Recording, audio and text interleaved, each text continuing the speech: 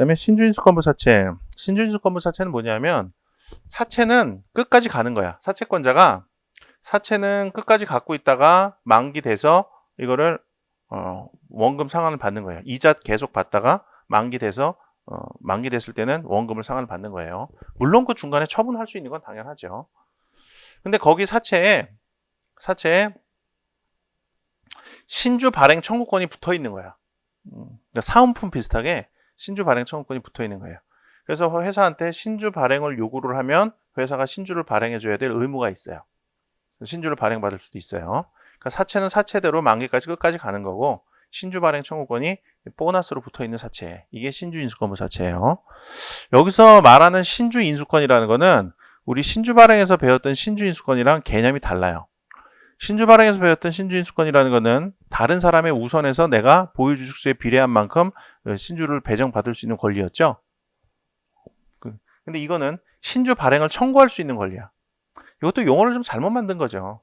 이거 신주 발행 청구권부 사채 이렇게 이름 지어놨으면 얼마나 좋았어. 안 헷갈리잖아. 근데 신주 인수권이라고 붙여놔갖고 앞에 있는 신주 인수권이라고 헷갈리게 만들어. 우리 상법에 보면은 내용이 다른데 이름을 같은 걸로 붙여놓은 게 꽤 있어요. 전 참 불만이에요. 이거 내용이 신주 발행 청구권이면은 신주 발행 청구권부 사채라고 지었으면 얼마나 좋아. 자, 종류 보시면은 신주 발행 청구권부 사채, 신주 인수권부 사채는 비분리형과 분리형이 있어요. 자, 이 사채도 유가증권에 표창이 돼 있어요. 사채 증서에 표창이 돼 있어.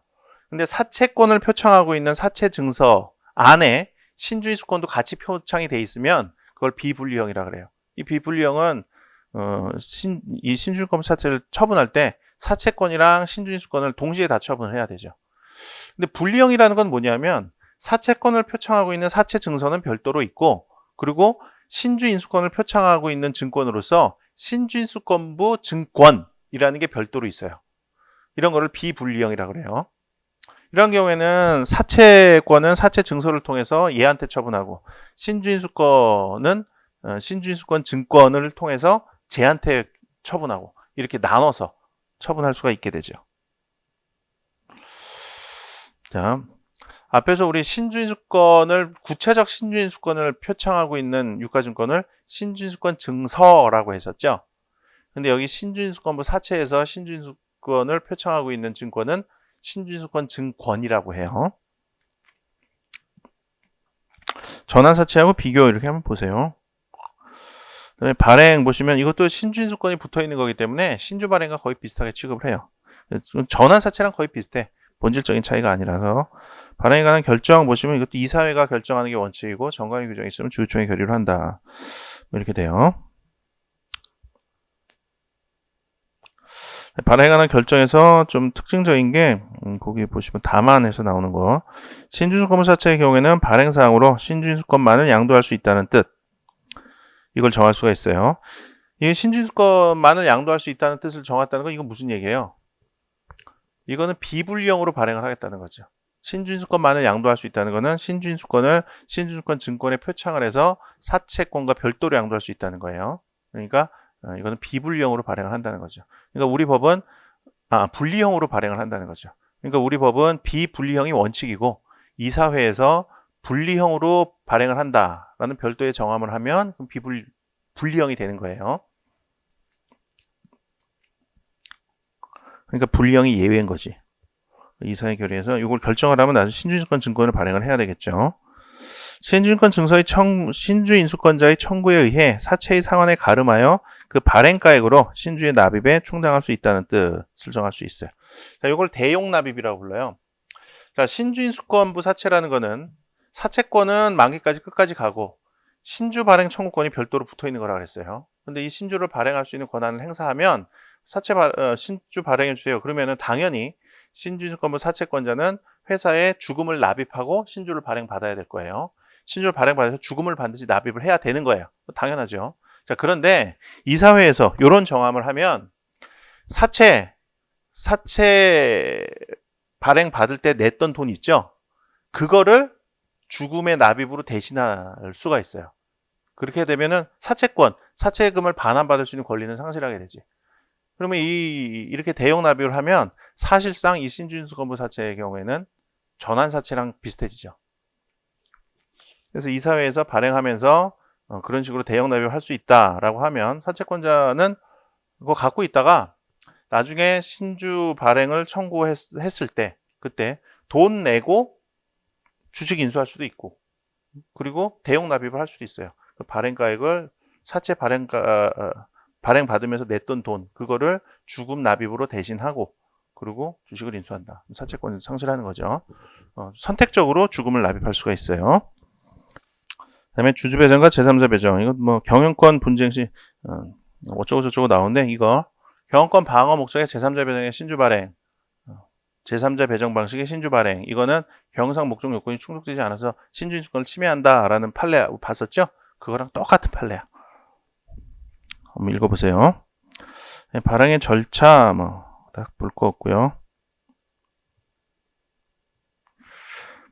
위법 불공정한 신주 인수권부 사채의 발행에 관한 구제수단.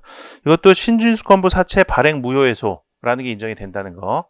물론 신주 인수권부 사채 발행 무효해소 이게 법에 규정되어 있거나 신주 발행 무효해소를 준용하는 규정이 있다는 거 아니에요. 이것도 마치 전환 사채 발행 무효해소와 마찬가지로 판례가 유추 적용을 통해서 인정을 하고 있어요. 그다음에 신주 인수권 증권 보시면 이거는 신주인수권부 사채를 분리형으로 발행을 했을 때 신주인수권만을 표창하고 있는 유가증권이다. 이것도 교부에 의해서 양도를 할 수가 있어요. 공통점, 차이점 이렇게 보시면 신주인수권부 증권 증서하고 비교를 해서 보세요. 발행 보시면 아까 다 했던 얘기인데 행사 보시죠. 행사. 신주인수권의 행사. 행사를 어떻게 하느냐? 자, 신주 발행이랑 비교해서 보셔야 돼요. 신주 발행할 때는 주식 청약서에 의해서 신주 발행을 주식 청약을 하는 게 원칙이에요. 그런데 신주인수권 증서가 발행이 됐을 때는 주식 청약서에 의해서 청약을 하지 않고 신주인수권 증서에 의해서 청약을 하죠. 그리고 청약한 다음에 배정이 이루어지면 납입기일에 가서 나중에 납입을 하죠. 신주 발행에서는 그렇게 됐어요. 자, 그런데 이 신주인수권부 사채를 갖고 신주인수권을 행사하는 경우에는 좀 달라요. 이 행사할 때 신주인수권 증권이 발행된 경우라도 청약은 주식 청약서로서 해요. 주식 청약서로서 하고 신주인수권 증권은 거기에 첨부해 놓을 뿐이에요. 첨부해 놓을 뿐이야. 그리고 청약을 하면서 주금을 납입을 같이 해야 돼. 청약하면서. 청약해서 배정된 다음에 나중에 납입기일에 납입하는 게 아니에요. 청약하면서 주금도 같이 납입을 해야 돼. 그리고 신주인수권부 증권은 첨부할 뿐이고 청약은 청약서로서 하는 거고요. 그 정도 봐두시죠. 그 다음에 납입할 때는 돈 내야 되는 거지만 아까 대형 납입할 수 있다는 걸 이사회에서 정할 수 있다고 그랬죠. 그 대형 납입할 수 있다고 이사회에서 정한 경우에는 대형 납입을 할 수 있다라는 거. 발행가액의 제한, 요건 중요해요. 잘 알아두세요. 각 신주인수권부 사채에 부여된 신주인수권의 행사로 인하여 발행할 주식의 발행가액의 합계액은 각 신주인수권부 사채의 금액을 초과할 수 있다. 신주 발행을 해서 발행가액의 합계액은 그 신주인수권부 사채의 발행가액, 사채 발행가액 총액을 초과할 수 없다라는 거. 효력 발생 시기는 돈 냈을 때 주주가 된다라는 거 기억을 해두시고요.